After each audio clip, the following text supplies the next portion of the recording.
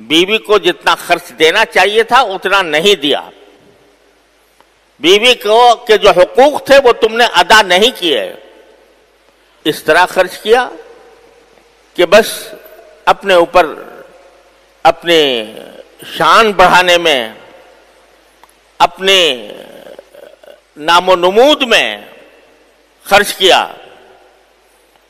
اور جن لوگوں کے حقوق تمہارے اوپر واجب تھے ان کا حق تم نے اس مال میں سے ادا نہیں کیا. اس بیچاری کو تم نے جس کے بارے میں قرآن کا یہ حکم تھا کہ تم اس کو محنت کر کے، مزدوری کر کے، جس طرح بھی کماؤ، کما کر اپنی بیوی کا پیٹ بھرو، اس سے ایک پیسے کا بھی مطالبہ نہ کرو،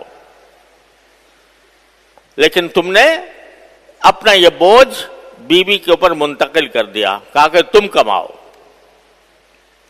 یا تو خود گھر میں بیٹھے ہیں اور بیوی کما رہی ہے.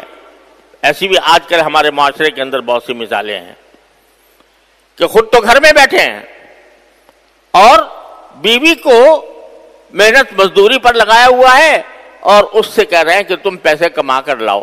وہ پیسے کما کر بھی لائے، تمہارے گھر کا انتظام بھی کرے، تمہارے کھانا بھی پکائے، جھاڑو بھی دے اور صفائی بھی کرے، اور ساری ذمہ داری اس پر ہے. تمہارا کام یہ ہے کہ تم آرام سے چارپائی پر سوتے رہو اور حسب موقع اس کو ڈانٹتے ڈپٹتے بھی رہو. الیاذ باللہ. ایسی بہت سے مثالیں ہمارے معاشرے میں موجود ہیں. یا یہ کہ بھئی میں پورا تمہارا خرچہ برداشت نہیں کر سکتا، میں تو صرف اپنا برداشت کر لوں گا، تم اپنا خرچہ، میں تھوڑی سی ملازمت کر کے اپنا خرچہ برداشت کر لوں گا اور برداشت کر کے اپنے اللے تللے کروں گا، اور جہاں تک تمہارا تعلق ہے تم کما کر لاؤ، اپنے لیے تم کماؤ. حرام ہے یہ بالکل. بیوی سے یہ کہنا کہ تم کما کر لاؤ، یہ کہنا حرام ہے. اس کی ذمہ داری نہیں ہے کمانا، ذمہ داری تمہاری ہے، اپنا بھی اور اس کا بھی. لیکن میں کہہ یہ رہا ہوں کہ آج کل عورتوں کا باقاعدہ کام کرنا، اور نہ صرف کام کرنا بلکہ شوہروں کا ان کو مجبور کرنا کہ تم جا کر جاب تلاش کرو. یہ بھی ایک فیشن بن گیا ہے کہ عورت جو ہے وہ جاب کرے، یعنی کہیں ملازمت کرے اور ملازمت کر کے وہ پیسے لائے.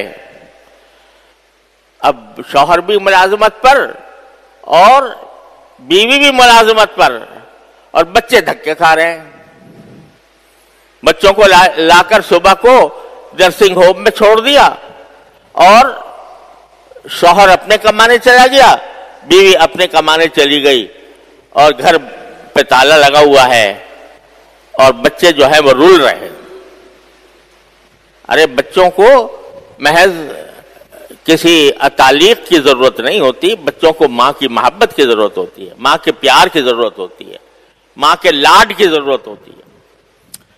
تو آپ نے بچوں کو دوسروں کے حوالے کر دیا، اور باپ بھی کما رہا ہے اور ماں بھی کما رہی ہے. کیوں؟ اس لیے کہ خواہشات کا پیٹ نہیں بھرتا. خواہشات کا پیٹ نہیں بھرتا.